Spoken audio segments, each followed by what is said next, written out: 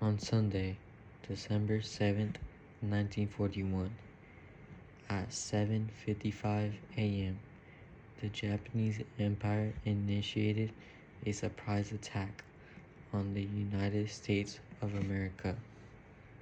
The surprise attack is known as the Attack of Pearl Harbor, which lasted approximately 2 hours. The assault caused significant damage and casualties. This includes 2,400 deaths and 1,200 injuries. This eventually led the United States to join World War II. The United States joining the war led to more paranoia and surprise attacks at any given time, and a suspicion of hidden spies. This caused the United States to be on full alert.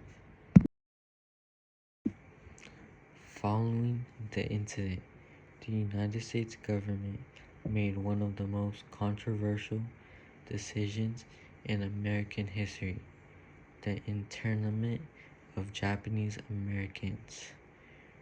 The United States had an increasing suspicion that Japanese Americans might be loyal to Japan and pose a threat to national security.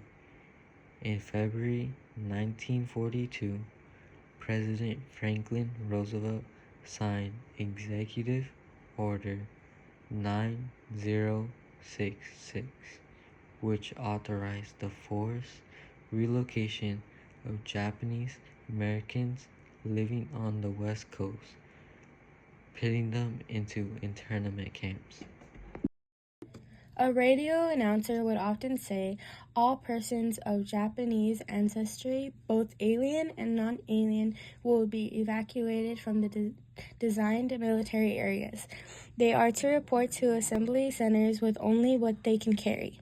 Families were given as little as 48 hours to gather their possessions and leave their homes. They were allowed to bring only what they could carry, leaving behind businesses, homes, and personal belongings. The uncertainty and fear were palpable as families packed their lives into suitcases. Over 120,000 Japanese Americans were sent to internment camps, also known as relocation centers, located in remote areas across the country. This included Topaz, Utah, Tule Lake, California, Manzanar, California, Poston, Arizona, Gila River, Arizona, Jerome, Alaska, Rower, Arkansas, Heart Mountain, Wyoming, Granada, Colorado, Minidoka, Idaho. These were the 10 main camps, but there are many more smaller camps and detention centers. This included the Justice Department detention camps, INS detention centers, citizen isolation centers, and temporary detention centers. These camps were hastily constructed, often in desolate locations with extreme weather conditions. The living conditions were harsh, and families were living in cramped barracks, surrounded by barbed wire and guard towers. Children would often ask their mothers, "Mama, when can we go home?" And the mothers would often respond with very comforting words to not scare them, as they would not understand why they're being treated so poorly. They faced struggles such as overcrowding and inadequate housing, poor sanitation, and limited access to education and healthcare. Despite the difficult circumstances, Japanese Americans sought to maintain a sense of community and normalcy. They established schools, farms, and businesses within the camp. They did what they needed to, and even children attended classes taught by interned teachers. Adults would work in various roles to support the camp's needs. The internment had devastating effects on the Japanese American community. Many lost their homes, businesses, and savings. The psychological impact was also significant as internees dealt with the stigma and trauma of being labeled as enemies by their own government.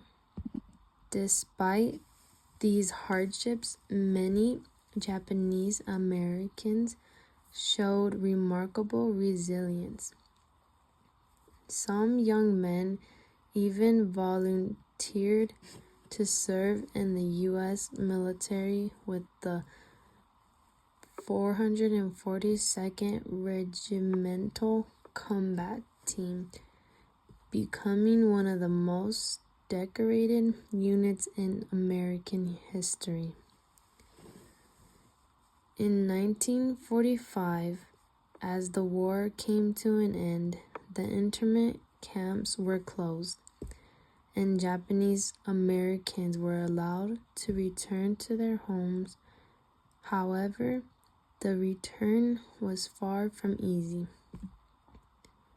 Many found their properties vandalized or sold, and they faced continued discrimination and hardship. The scars of internment were deep, both physically and emotionally.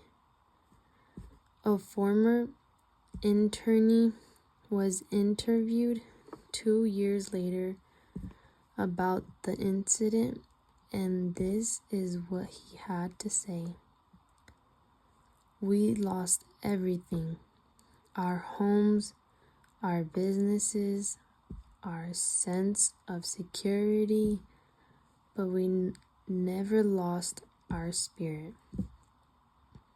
We rebuilt our lives from the ground up, and we made sure that our story would not be forgotten."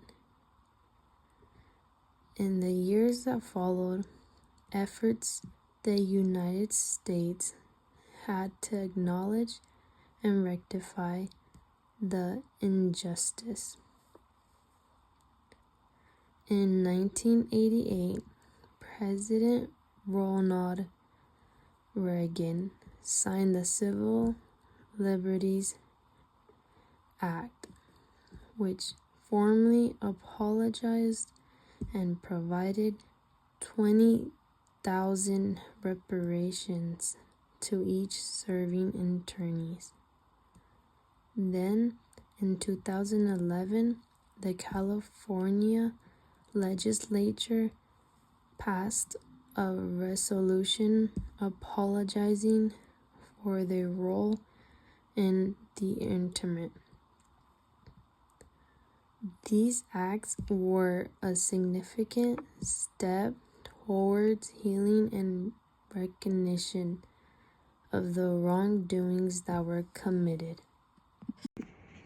Through activism, advocacy, and perseverance, Japanese Americans had to work hard in order to rebuild their lives and seek recognition and justice for the injustice they had faced.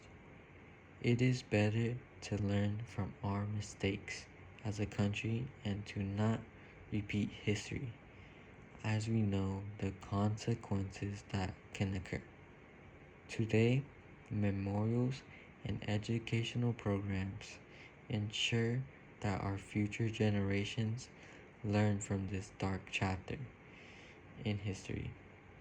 The resilience and contributions of Japanese Americans continue to enrich the fabric of our nation even now, and the prejudice against them was not deserved.